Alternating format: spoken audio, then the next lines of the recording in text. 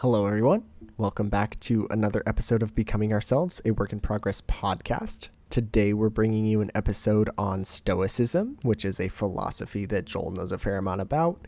It will be playing into our wise category, our wisdom category on the journey to become healthy, wealthy, and wise. I'm excited for you to listen into this episode. Hopefully, you learn something as we talk about some of the practical applications and the modern day approach to Stoicism as we understand it and how it plays into our lives, as well as some of the drawbacks and why it's not a perfect philosophy, as none are. Thank you so much for tuning in. And thank you for all your engagement and support. Speaking of support, for the podcast, we have recently been doing a book giveaway, promoting it, telling you to text in, and we've gotten a lot of engagement. We've had a lot of people text in, a lot of people interested in the podcast, which has been really exciting for us to see growth and people being interested in what we're doing.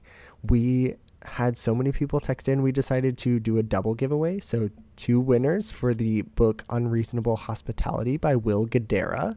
Mackenzie and Jenna both were selected as winners. So thank you both. Congratulations for texting in, giving ideas, giving episode ideas, and we'll definitely keep the conversation moving. Congratulations to both of you, and thank you to everyone who texted in and kept that conversation rolling with us. We love that.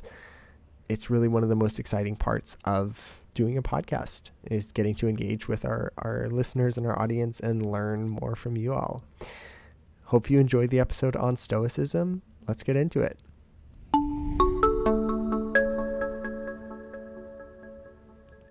Today we're going to be talking about some philosophies. We're going to be doing not a deep dive. This is going to be more high level, but we're going to talk about Stoicism a little bit because it's very popular in our culture right now. Keeps getting brought up.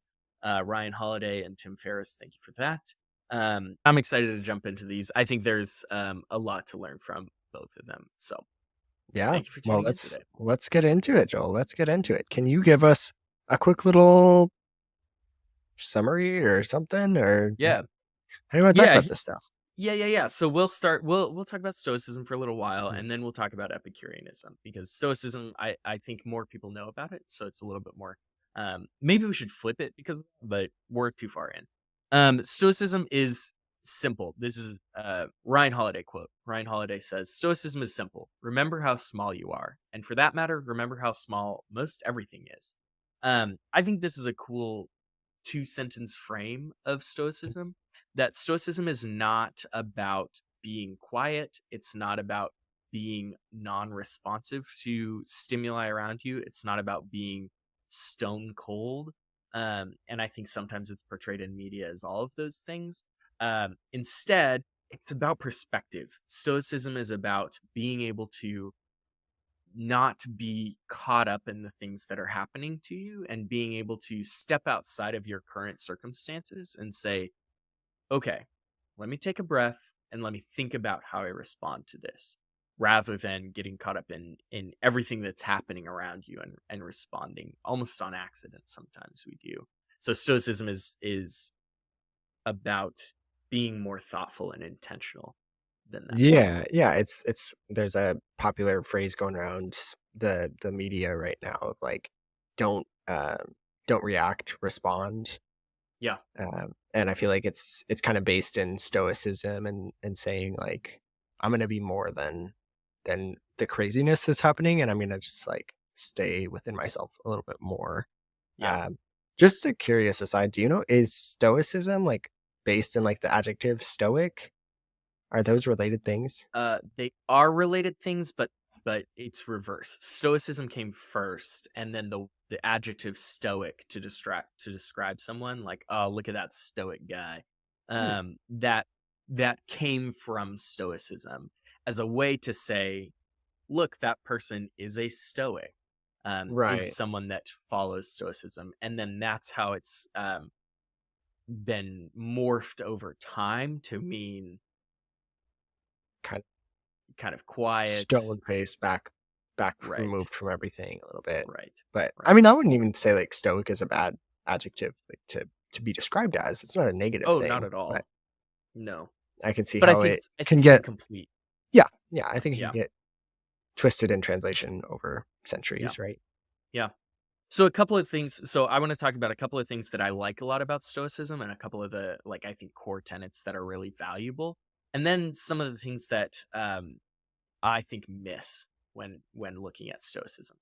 So one of the things that I really like about Stoicism is it's really focused around this idea of our locus of control. So locus of control is a psychology term, which basically means focus on the stuff that you have an impact on. Focus on the things that you can control. And in that context, we always control our response. We always control our actions. No one can make us act different ways. They can manipulate us and they can threaten consequences for us to be incentivized to act certain ways. But at the end of the day, we always have autonomy. We always have the control to make our own decisions, to decide how we respond, to decide how we act in any situation. And I think that's really important. I think that's so valuable to remember, especially as we go throughout our lives and as we're at work and people are saying mean things to us, or we're worried about this or we're worried about that. Stoicism very much says you don't control what happens to you, but you do control what you do in response to it. And that, I think, is so important because truly it's the only thing. It's not that it's a an interesting thing. It is the only real way to approach life. That is the only thing you can do. um and I think often we get caught up in worrying about, especially when we're dealing with other people, especially when we're dealing with relationships, that we worry about, how is my mom going to respond to this? How is my friend going to respond to this? How's my partner going to respond to this? I don't want to bring this up because I'm scared of what they're going to say, sort of a thing. Those are real things, but you can't control the way that they respond. You can only control the way that you show up. And in that sense, you're only responsible for the way that you show up. And I think that's an important additional step. If you show up in a way that's kind, in a way that's generous, in a way that's thoughtful, and you show up in a difficult conversation with your partner and your partner flies off the handle, that is not your fault. That's your partner's fault. And I don't think you should bring that up in the moment, but that is something that you're not responsible for the way that people respond to you, just as people aren't responsible for the way that you respond to them. Um, and I just think that's a huge core tenet that Stoicism really hits the nail on the head with. Yeah, and I like how you mentioned, like, it's not just a cool thing, like, it's kind of the only thing, Yeah, and as, like, a philosophy, as a mindset and idea, refocusing on what we can control is going to be one of the most impactful things for the way we're actually showing up in a space, because yeah, it is so easy. It's almost, I mean, it's almost an addiction to like be able to blame somebody else and to be able to say like, well, bad things always happen to me. And I mean, like there, yeah, like bad things do happen like a lot, and it sucks, but yeah. at the end of the day, like the thing you can control is how you get back up, how you respond to it. Yeah. Josh McDaniels is the head coach of the Las Vegas Raiders right now. And recently he was asked in an interview about Jimmy Garoppolo, their starting quarterback, had a foot surgery pretty recently, and there's some uncertainty about if he'll be fully healthy and ready to play by the beginning of the season in a couple of months. And Josh McDaniels, the head coach, was asked about it, and they said, "Are you worried about Jimmy's like foot? Are you worried about his health?" And he kind of shrugged and said, I can't do anything about it, so I'm not going to worry. That's Jimmy's thing to focus on. It's my job to get the team ready. It's my job to get the team ready regardless of who the quarterback is, and we're going to prepare the same way. And I think that's a cool framing of it, that a lot of times we do worry about those things. A lot of times we really are uh, put a lot of our mental energy into things that are out of our control. I can't control how fast my foot heals, right? I can't control how fast, or I especially can't control how fast someone else's foot heals, right? And so that's something that we don't need to be putting our mental energy into. It's good to be aware of those things, Mm. but we don't need to be spending all of our mental energy on it. And the second big piece in Stoicism that I want to touch on is an extension of that idea. Seneca, who's one of the Stoic thought leaders, if you want to say. He's one of an important guy in the history of Stoicism. He says, "Don't suffer imagined troubles." And Mark Twain said this also. Mark Twain said, at the end of his life, he had a quote where he said, "I'm an old man and I've known a great many troubles, but most of them never happened." And I think it's this idea that we suffer through hard things twice, that when things are hard and we know that something hard is going to happen, we worry through it, we feel the emotions, we spend our time and our energy suffering through that before it happens because we know it's going to be bad, we know it's going to be hard.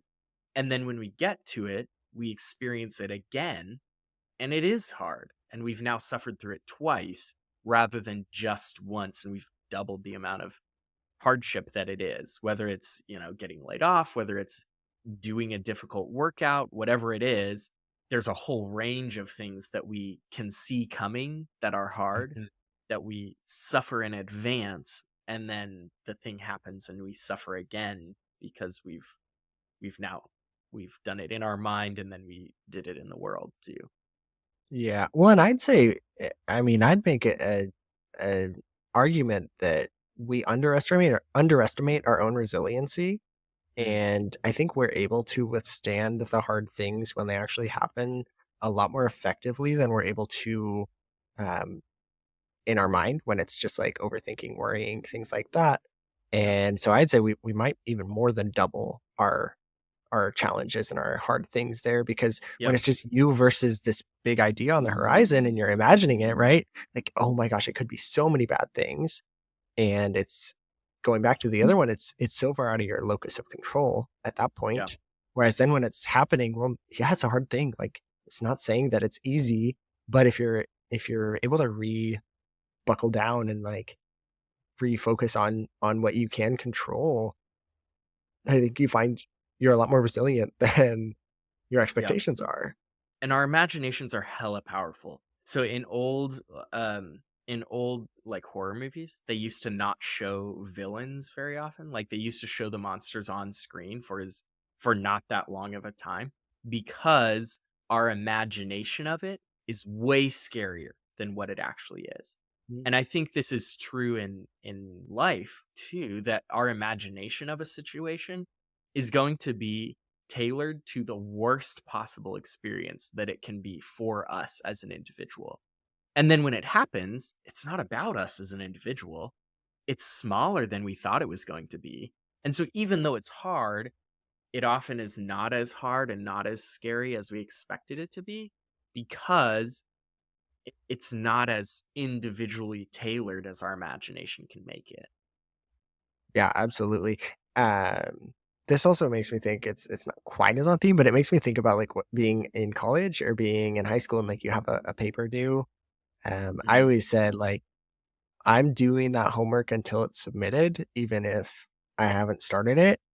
And it's just Yeah. like looming out there and like, yeah, it's like, oh, I got a paper due like Thursday evening. Well, that means like Tuesday and Wednesday are both like feeling that, or sometimes even weeks in advance. When Yep. once I actually sit down and do it, like sometimes it sucks, sometimes it doesn't. But practically, like the build up, like that's definitely I was suffering imagined troubles there, right? And Yes. similar with like a big project at work or something. If you're I feel like it ties in with procrastination in a lot Yep. of ways too.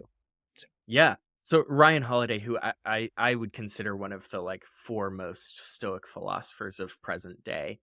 He runs the Daily Stoic podcast. He runs the Daily Stoic email. He's written a number of books about Stoicism. He talks about the applications of this a lot, and he talks about procrastination often. He talks about mhm. it all the time because, just like you're saying, the longer you procrastinate, the more you suffer before you actually do it, and then you're less prepared when you do it. If you have a paper due Thursday at midnight and you don't start it until Thursday at 8 p.m., if anything goes wrong while you're writing that paper, it's going to be late. You won't be able to do it in time. It's going to be a mad scramble. It's going to be chaos to get it written. If you write it Monday and the same thing goes wrong, it doesn't matter because you have 3 days now to correct it, to fix it, to finish the research, to do it, And even though it may be unpleasant still, it's not nearly as unpleasant as if you do it right at the last second, and the consequences aren't as dire because you're able to deal with them. You're able to manage them because you've started it earlier. You have buffer, you have margin, you have time Mhm. between when you're doing it and when it's due. And it's the same thing with, I mean, I'm not in school anymore. It's the same thing with work projects. If somebody sends me a project and they're like, "Hey, I need you to do this task by Friday," and I start at Thursday at 4, well, yeah, I'm gonna be scrambling to do it. But if I start it when they send it to me on Tuesday, then I've got a couple of days.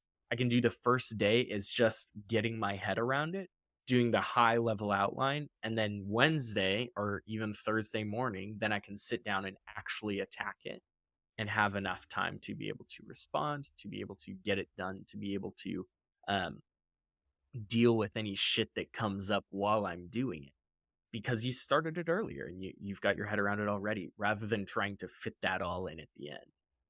Right, right. I absolutely agree, and there's like I think the practical applications of Stoicism are really cool in a way that Yeah, the like the philosophy it's a little bit easier to get a little heady about it. Like, oh, this is a cool totally. idea, but being able to practically apply it can show a lot there. Yeah. And I think Stoicism is very practical. I think that's one of the perks of Stoicism. I think that's something that it does really well. One last thing on suffering imagined troubles. Corey Ten Boom said, "Worrying doesn't rid tomorrow of its sorrow, it robs today of its strength."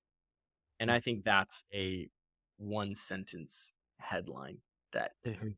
just fits all this. Yeah. The other big thing about Stoicism is this idea of memento mori, which Stoics talk about a lot.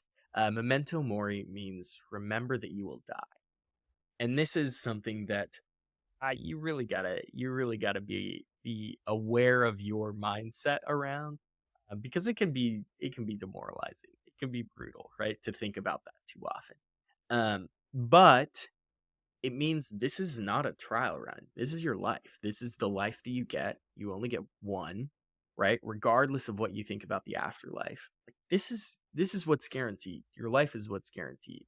Um and memento mori, like the way that a lot of people talk about it, they talk about it meaning you're not guaranteed another 60, 80, 100 years. You're guaranteed this moment, right? And live in this moment right now and take that and do everything you can with it. Really, really lean into it. And I think there's some pros and cons to viewing it that way. I think um, there's some incentive to not rest when you're viewing the world that way, which I don't think is always the best case. I think rest is really important. Taking care of yourself is really important. And if you're trying to grab life by the horns and live every moment as if it's your last, well, I don't think you get to exercise a lot of forethought. Um, but this idea of memento mori, we all like the death rate is holding steady at 100%. Like we are probably gonna die, right? Yeah. And Yeah. so I think with that we get the opportunity to make choices that we care about. Choose the stuff that you want to do. Spend your time doing that. Yeah, it's interesting, like, it kinda rebalances some of the prioritizations that we can have. I think Mm, when really used well, or maybe having a healthy mindset with this as an aspect of it, as a component, you're able to say, like, "This is not some" it almost makes me think of oh my gosh, just forgot her name. The Spark Joy person. oh, Marie Kondo. Yeah, Marie Kondo. It's just like on some level where it's like, is this something that is adding value? Is this something that's Yeah. worth my time? Because my time is a limited resource. And I think that's cool. I'm also fascinated how this almost feels like the whole YOLO idea that It does. really took off a few years ago. And yet I feel like it's just almost opposite too, where like the YOLO was like, just go out and like do the craziest things you can Yeah. right now because it doesn't matter. Like tomorrow doesn't matter. And I think the memento mori is a little bit more of like a tomorrow matters also, but like you don't have forever. Yeah, you're guaranteed So today. Yeah, you're Yeah. guaranteed today. Like maximize that and lean into that. It can be a really good grounding thing depending on Yeah. where you're Dep starting from, dep I guess. Yeah. Yeah, yeah. It also can be like a terrifying, right? Yeah. And I think that is something that's true, right? Like it can cause a spiral, right? So in The Good Place, I really like the way The Good Place talks about death. The Good Place, is a show from I don't know, 2016 was it when it started or something. Maybe yeah. Um, ran for a few seasons, and the premise was these people are trying to get to heaven. They finally get to heaven, this infinite eternal life, and they are super bored because they have to live forever. And when they're living forever, their choices lose meaning. Because if you truly could do anything, if you can, or not anything, if you could do everything, if you could do everything, it doesn't matter what you do anymore because you Mhm. can do all of them. And so you don't need to make the decisions anymore. And your decisions lose their weight, they lose their Yeah. gravity. I think Yeah, and then you about can't, like, make a good decision because okay, well, you coulda made a bad decision a million times and then there started are no making good stakes. decisions, right? Yeah, There are no absolutely. stakes, right? It reminds me of like the movie, oh, what's that called? Palm Beach that Andy Samberg made several years ago, or like Groundhog Day is another one by Bill Murray, where they live the same day over and over. And like in those, yeah, they are not happy Mm-mm. when they're living They spend the forever. whole time trying to get out of that, They spend their right? whole time trying to get out, right? And it's not because of the monotony, and it's not because of the repetitism. It's because their decisions no longer matter. It doesn't make a difference what they decide because they just get to do it again.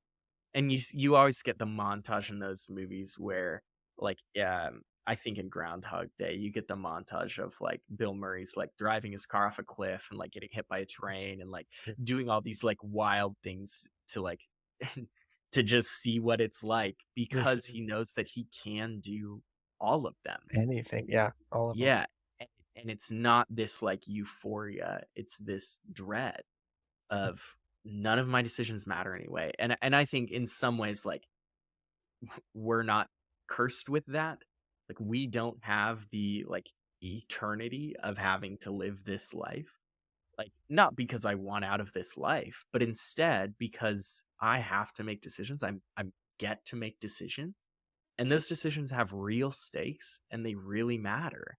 And they can matter as much as I want them to. And I think that's um really really motivating for me that no, I'm not like going to be able to do everything that I think about. And so when I actually do commit to something, I want to make sure that it's the right thing and it makes those things matter a whole lot more. Mhm. And it really also does tie back in with the other 2 principles that you mentioned of really makes you wanna focus on your locus of control Yeah. because there's things that you can do and impact and change and leave a footprint and leave a fingerprint and make a Yeah. difference. Or you can spend the whole time suffering imagined troubles and, like, yeah, that's the shot you got, right? Where's the fun in that? Who wants to do Right. that all the time? Yeah, Yeah. yeah. Yeah. Yeah, I think there's like this is something that I've been thinking about recently too, but like people that are hyper wealthy, like I think run into this in a similar way where you look at like the movie Citizen Kane like is a good example of it where in Citizen Kane like he is super rich, he can buy anything he wants, and then on his deathbed like he dies and he talks about Rosebud, which is like the sled that he saved up and bought when he was a kid. Um, and the reason that the sled matters to him is not because it's the best thing that he owns, not because it's the most expensive thing or the most lavish thing that he owns, but it's because he bought it when he had to make choices and he chose that. Like that's when he got it. He got it when he chose it. And when you have infinite capital, infinite resources, you don't have to choose anymore. And so all the money, all the riches, all the wealth, all the power in the world, they don't mean as much because you don't have to choose anymore. And I think that's something that is a blessing in the finite, in the finitude. There's a Hmm. blessing. Yeah, I mean, absolutely. There's like the opportunity cost is actually what brings us so much of our joy. Yeah, There's a lot of financial studies that show if you say like I can buy this or that, and you buy one, great. If you're then given the choice to like, do you want to switch? Like it saps the joy out of either one a lot. yeah, And yeah. there's this a lot of things like that that fascinate me. Totally. Totally. That like the having to decide and having to commit like is where that joy, where the opportunity is to appreciate it.